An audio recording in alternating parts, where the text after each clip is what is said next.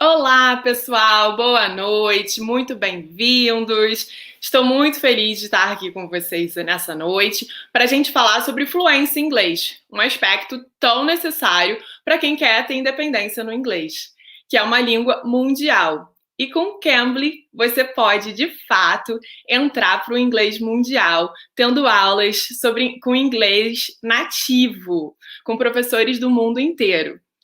E para você conquistar a sua independência no inglês, o Cambly está com essa super promoção de 60% de desconto, gente. Não é 10, não é 15, não é 45, 50 essa metadinha, não. É 60% de desconto nos planos anuais para você conquistar a sua fluência, melhorar a sua pronúncia ou mesmo aprender o beabá do inglês. O Cambly é para todos os níveis. E para você que está aqui com a gente nessa live, temos uma super surpresa, um bônus super especial de um curso de English for Business. Então, se você está procurando uma carreira fora ou se você já usa inglês no seu trabalho, esse bônus que a gente está dando gratuitamente, com os mais 60% de desconto, é ideal para você. Nesse curso de 9 aulas, você vai aprender a como preparar um CV em inglês para uma carreira internacional, o que falar numa entrevista de emprego, como negociar um cargo, um salário, ou se você já está trabalhando, como elaborar uma boa apresentação em inglês, conduzir uma reunião.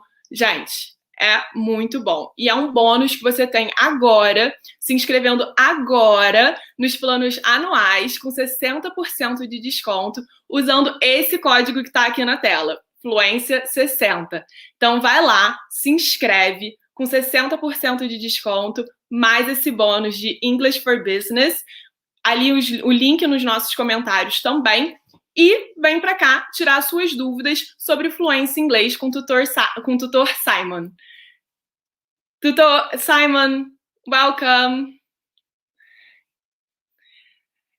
Welcome, thank you for being here with us.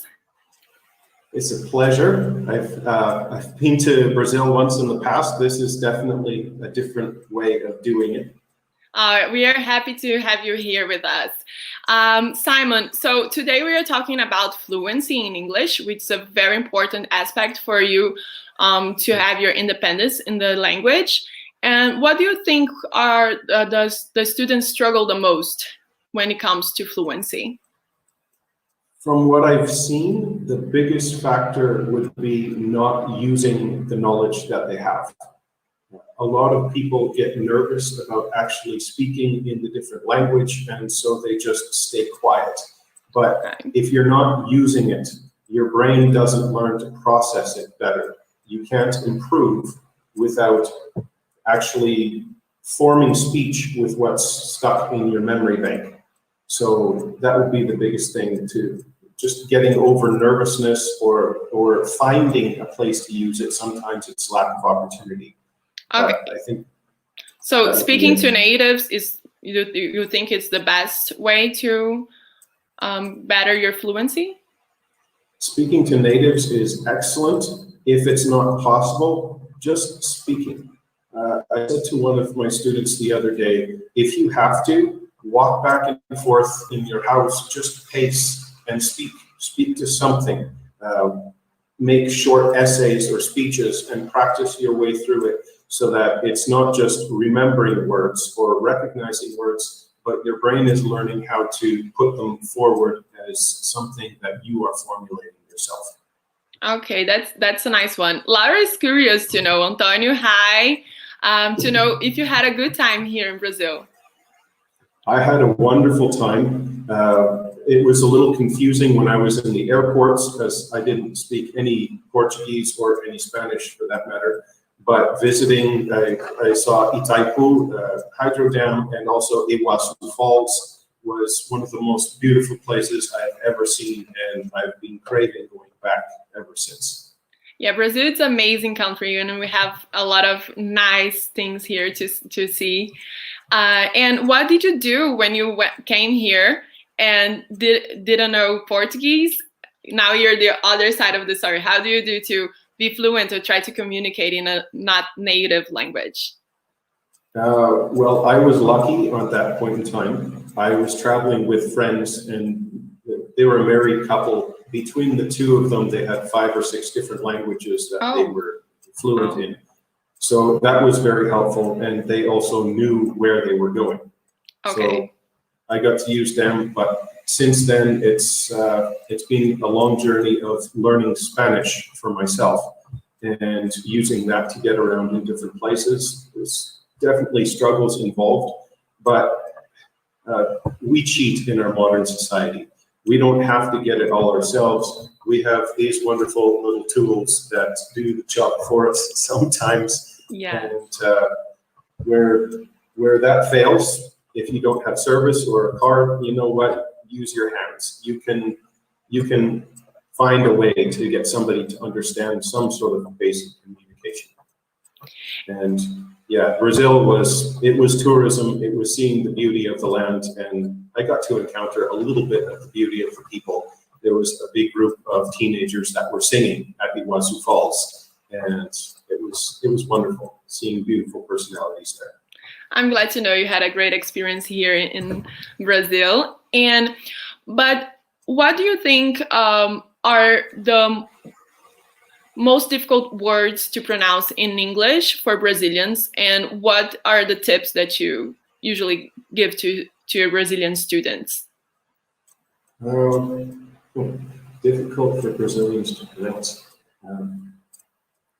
I find the word available to be a tongue twister for a lot of Latinos. Yeah. The V and the B seem to be a problem for some, and kind of the interchangeable sounds in your language.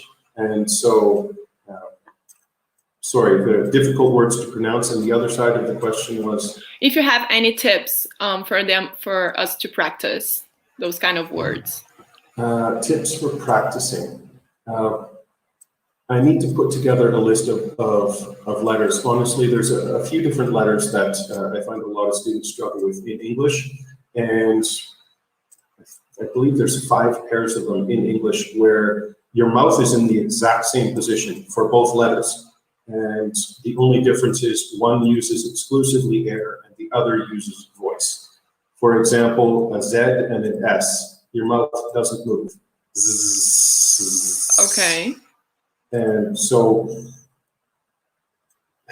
my trick for learning how to pronounce was listen to somebody from another language speaking English and do my best to copy their accent. Okay. And then when I switch into their language, my mouth already knows how to move, and I don't have to learn how to pronounce each individual word. So you would say that listening to native speaking, it's also a good way for you to practice your speech. It makes a huge difference. 1, listen to native speaking English, do your best to copy them. 2, listen to a native English speaker speaking your language, because you're comfortable in Portuguese. Why go into the uncomfortable and work on that first? Work from your comfort zone. Okay. Speak Portuguese. And if you can, copy the accent of somebody who is a native English speaker speaking in Portuguese. That is your mouth moving, learning to move by their mouth's patterns and functions. Then when you switch from that into English, your mouth already knows how to move. That's a nice one. I wouldn't thought about that. I wouldn't think about that, right? And it's just like babies learn language, right? They copy their parents. Exactly. Yeah, so it's a good one. And you talk about accent as well. Do you think there's a huge difference between one accent to another for your fluency in English? It helps with some that the sounds are a little bit closer to English, the sounds that they're using. So Portuguese, a lot of the sounds aren't that far off. And if I'm honest, lots of times the Portuguese accent to me sounds a little bit like a Dutch accent. Oh, really? So the differences are a lot softer than some other languages in the world. For instance, more Arabic speakers have difficulties getting into the cleaner English accent because the sounds of Arabic are so different and where in the mouth they're making the sound is very different, like at the front versus the middle or in their throat. So there are some that have an easier time. I would say the Brazilian speakers are on the easier end of it. Oh, that's good to hear. It's optimistical. And I feel like a word's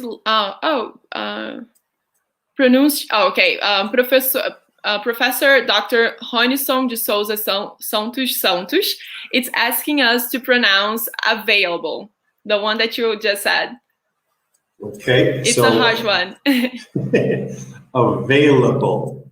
So the V is just like that, your bottom lip and your top teeth, and it's tricky. I know Spanish speakers have trouble with the VB together.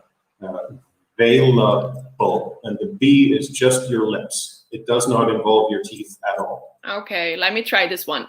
Available. Available. Available. Available. Beautiful. Better? Thank you. If you want to send any other words, people, please join us and send us your... I'm sorry, I'm speaking in English. Pessoal, mande pra gente as perguntas e palavras que vocês têm dúvida de como pronunciar. Eu tô aqui de bode expiatório, vou tentar fazer essa pronúncia com vocês. Sandro, students in Brazil think they have to speak fast to be fluent in English. What's your opinion about that? That's a good one. Thank you, Sandro. Definitely not. I have experienced speakers at many different speeds, both in English and other languages, coming into English, learning the language. And you don't need to speak fast. I am generally not a fast speaker. Nobody ever has trouble understanding me in English. So don't be worried about trying to speak fast. A bigger and more important thing would be to speak a consistent speed. So not speeding up and slowing down and speeding up. Don't try to rush it and then pausing and just relax. Take your time. It will go fine. Okay, we have almost here like really big ones for us Brazilians are very hard to say, which is the world sound. Is world, word, ward, and award. So I'm gonna write those ones for you here in our little chat. Oh, okay. And it's world, word, ward, and award. Oh goodness. Did I get this good? Sounds like ace, us, eyes, ice. So what are your tips for us to say those word sounds?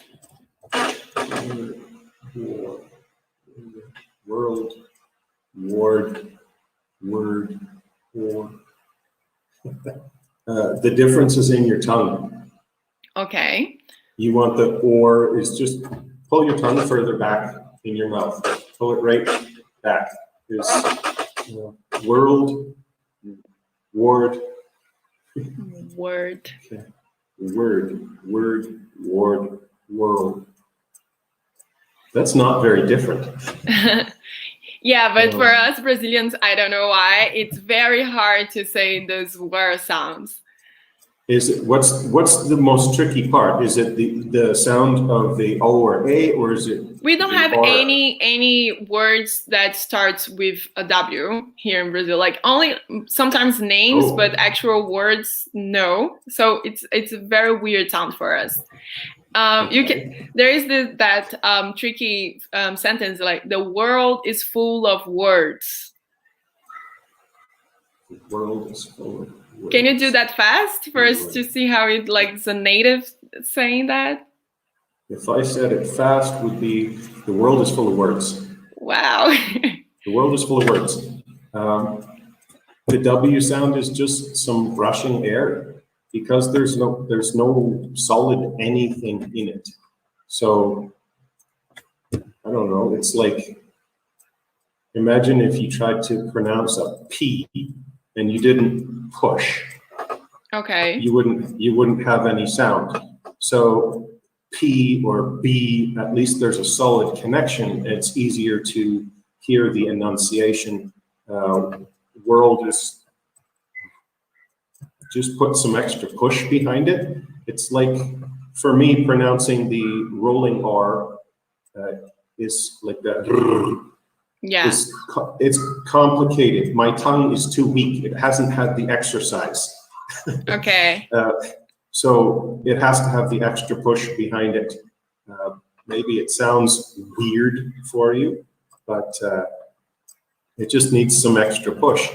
I don't know how to better explain it. That's the first I've ever heard of. I think we get it. And we see some tips going around in the internet, like reading out loud or listening to music and trying to sing along. Do you think those are nice tips actually, or it's just like the music one? It's beautiful to learn the music of other cultures. Sometimes learning language from music is more complicated. Okay. I would suggest movies over music any day of the week. In a lot of songs, there tends to be a slurring together of the words. You hear one word and the other word kind of overlaps it, or there's small conjunctions and something mixed into it that you don't get to hear it all.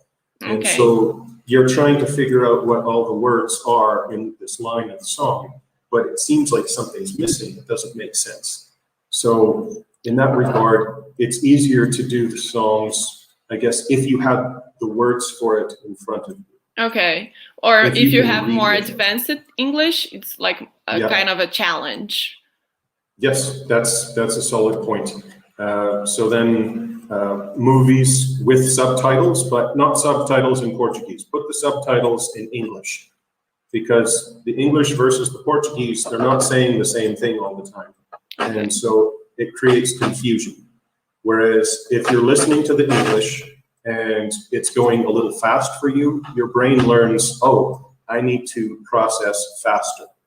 Okay. So, and then if you're reading it at the same time, you get to see how it is they're pronouncing every word as they go. And you get the same thing twice. I think it would make it a little easier for you to understand. Reading out loud, I've been doing myself. I find starting out, I'm so busy with recognizing the words that I'm seeing and trying to pronounce them properly that even when it's a familiar word, I'm not actually understanding. I'll read through a paragraph and have no idea what I just read. But once the recognition is more automatic, when I'm not trying to figure out what I'm saying, then I will start understanding. So the speaking correctly with the reading out loud comes first, and then with the recognition comes the understanding. Okay. So that's kind of a multifaceted assistant, but I very much believe it's a helpful thing. And we got a question here about how you can improve your listening as well. And I think all those tips that you're giving, how to have a good listen in English. I think it's what you're saying is you have to overlap your study, so you listen while you're reading.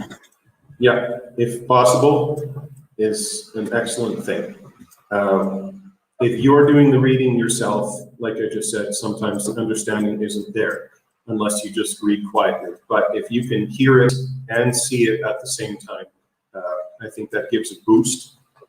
So makes things a little bit simpler. And if you're really trying to push learning, well, definitely read and hear at the same time. Find audiobooks that you can also look at while you're listening. Would be an excellent source. Audiobooks, movies with subtitles. If you're more advanced, like you said, songs, and then read the words as you're listening through the song so you can figure out how they're fitting the different syllables into the rhythm, sometimes making some things disappear as they do so. That's nice. And Antonio wants to know if Canadian accent is very different from American accent. Just by listening to him, to you, I could say any difference. Yeah, it does sound very similar. A lot of them are very similar. So very minor differences with a lot of the people with the two countries. But if you do some in-depth reading, they'll tell you that there are 40 different, not accents, but dialects of English in North America alone. Oh, wow. Which, to go from an accent to a dialect, that's a more drastic change in what's being said. So then it's not just accent, it's how they're using the words. It is vocabulary existing in one part that is not existing in another. As an example, if you look at the province of Newfoundland in Canada, it's an island on the east coast in the Atlantic. What is the name again? I'm sorry, I didn't get that. Newfoundland. Okay. Some would say Newfoundland. Okay, Newfoundland. Okay. Yeah. I worked with some people from that island some years back, and I sat with them at lunch every day for months before I could understand what they were talking about. Okay, that's scary. It's apparently English, but in Canada we call it Newfoundlandese, Chinese Newfoundlandese. And I think to start, I probably understood about 20 or 25% of what they said. Okay. So it's a drastic difference in some parts. I think as Brazilians, we kind of get that because we also have lots of accents here in Brazil. Mm-hmm. And sometimes we have different words for the same thing. And mm-hmm. it's kind of funny. I get really excited when I have something new to learn. Mm-hmm. And with English, it's no difference, right? And if you want to start challenging yourself on something, if you're learning English and English is getting a little more advanced, start practicing accents in the new language. Okay. My wife, I married a Mexican, so I'm learning Spanish from her. And when I start trying to speak Spanish with various accents that I do in English, she just busts out laughing. She has a great time with it, and then she joins in and starts doing the same thing. So you're really good in different accents, right? Yeah, I love it. It's a lot of fun. It's me a good kick. And do you think it's good for students though to try to learn by different accents as well? Do you think that will take them far? Definitely. For example, I have students from various parts of the world telling me that they're planning on going to university in Ireland. I've had some from Japan, some from Ukraine, telling me, yep, we're going to Ireland, going to university there. And I said, well, can you understand how they speak? Not really. Okay, well, it's English. So obviously there's going to be some fight and struggle as they're going. I just spent 2 years, 3 years, 4 years, how much money studying the language, and now I come here and I don't know what they're saying. So yeah, especially if they're going to a particular place that's known for having a different accent, go on YouTube or whatever streaming system and look up that specific accent to make sure you're not going to have too much troubles when you get there. Yeah, I personally have, I struggle a lot with the UK in general accent. I think it's harder, but that's why now that I am on Cambly more often, I also try to speak more with British and Ireland tutors so I can practice my listening. And as you said, that will also help me with my pronunciation, I guess, and my fluency. So definitely, I think that's a good one. We got a compliment for you as a great tutor, Simon. From Luis. Thank you. Luis, thank you for your comment. We also got here a question that I have to skip by for a little because we were talking, but people was asking the difference about pronunciating coffee and cough. Coffee and cough. The E on the end. Otherwise, it's exactly the same. And the thing is, the letters are very different. That's a tricky one, right? I tell a lot of students, English is weird. The simple fact is speaking English is easier than reading English, or easier than writing English, and understanding, like listening to English is easier than reading English because of all the different spelling rules. So it takes time to kind of get the hang of what's happening, what you're seeing in front of you, but in time it does work. So what do you say when you see words that are very different in the spelling but have very similar sound? What is the, I don't know, how do you crack this code? The code. There are actually, I remember being in elementary school and they teach you all these little rhymes and songs about how to pronounce things. And that is one secret of learning, that songs, the sound of songs or rhythm, it sticks in your head. People think, well, it's more things to remember. But the strange effect is the two things kind of bind together, and it's like if you have some string tangled up. Well, then more stuff gets tangled into the string, and you can't get it back apart. So then, even in recent times, living in Mexico here, I was driving down the road with my wife, listening to the radio, and all of a sudden there's this tune going on the radio. I have no idea what the words are. I've never heard them before, but I started singing along with it in English, and I hadn't heard that song since, I would say, about 1992 or 93, and this is just a few months ago that I started singing along with it. Just the tune brought the words to my mind. It was the same song. So I think affection also help us to learn a new language and be more fluent, because we connect in another level, right? I missed one word there. You said affection. When you when you grab the information in another level.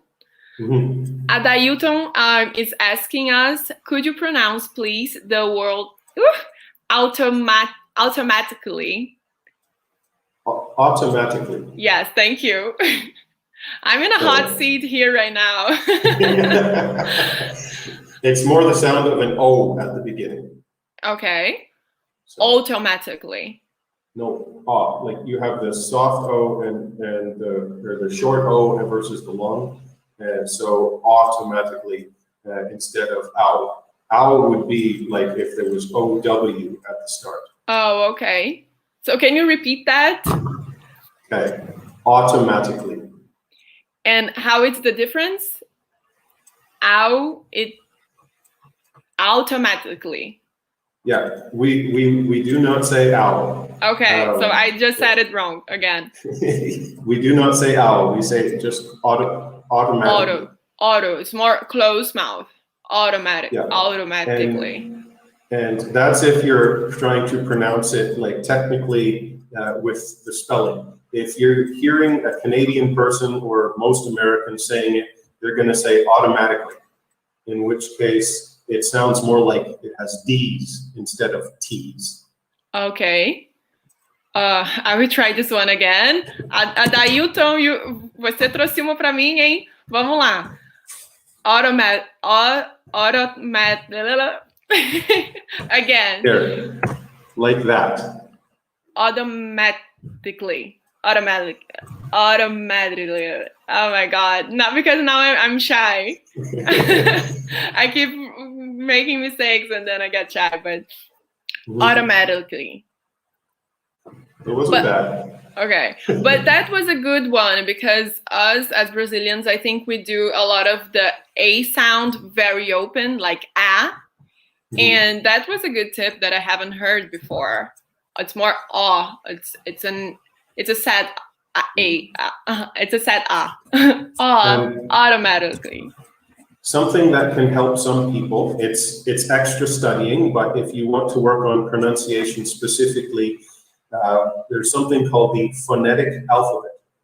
Okay. So, sorry, it's a whole other alphabet, but instead of following the weird rules in English, in which case you have rough and tough and cough and thorough and these weird things in there, the phonetic alphabet is just an alphabet of the sounds in the English language. So every symbol in the phonetic alphabet has a specific sound that never ever changes. And any word you look up in a dictionary, beside the actual spelling, is the phonetic spelling. So that's a perfect one. Thank you so much, Simon. I think we can wrap this up with this amazing tip. If anyone has more questions, you can contact Simon in Cambly or any other tutor that's willing to help you with your pronunciation and spelling and grammar and everything that you have to know to better your English. So thank you so much, Simon, for being here with us. It was a pleasure, and I hope people just have fun with the language. If they can relax and have fun, everything goes better. Thank you so much. Gente, muito obrigada e aproveitem a nossa promoção de 60% de desconto e esse bônus maravilhoso para você que acompanha aqui a live. Tá valendo por 3 horas, então corre lá e pega seu Business for English e 60% nos nossos cursos anuais. Espero que vocês tenham gostado e até a próxima. Um beijo!